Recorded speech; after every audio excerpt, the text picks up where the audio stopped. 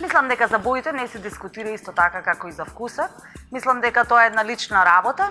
Секој се чувствува убаво во одредена боја. Еве јас на пример преферирам посветли бои, иако да речеме потемните бои сепак прикриваат, нели, во однос на трудните и бремени жени, односно едните мајки. Во одреден месец, нели, веќе почнува да се познава плодот повеќе. Потемните бои повеќе прикриваат.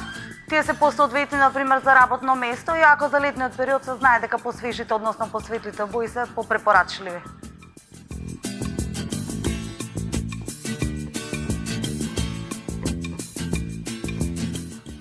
Според временските услови, сепак треба да се прилагодуваме дали нормално, без разлика дали сме бремени или не. Поготово за една бремена жена изборот на материјал е можеби едно од најважните нешта, нели, кога зборуваме за функционалност се разбира.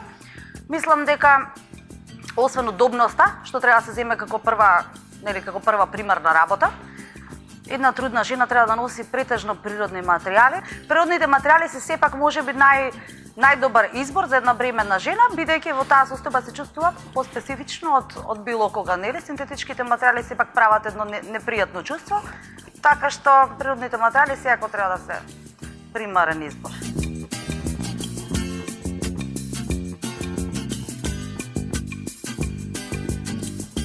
Една бременна жена на работа, например, треба исто како и за посебна прилика, например, дали се работи за роден ден, дали се работи за коктел забава, дали се работи за едно обично излегување на кафе со пријатели, значи секако треба да изгледа соодветно.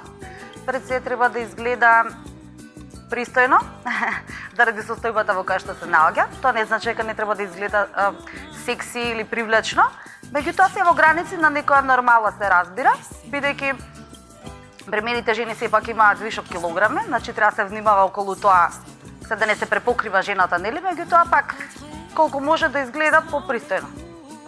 Зависи од типот на работа, значи каде се наоѓа, каде работи. Еве, например, јас како моден дизајнер во Елена Лука модното ателје, например, секогаш внимавам за тоа како изгледам. Сепак треба да изгледате и пристојно и во исто време функционално да ви е удобно. Тоа е пред се многу важно, за да може ви да се чувствувате удобно и покрај работните, нели, активности кои што во текот на денот ви се, например, 8 до 9 часа дневно, например.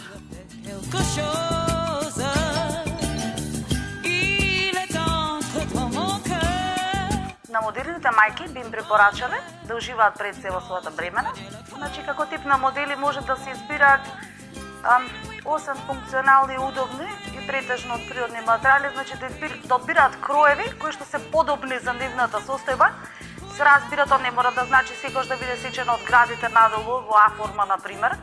Меѓутоа е препорачливо да им биде пред се удобно и функционално да им биде облеката, отколку да изгледаат некако, например, според светските модни трендови, брендови, како да речам, а да не се чувствуваат како што би требало.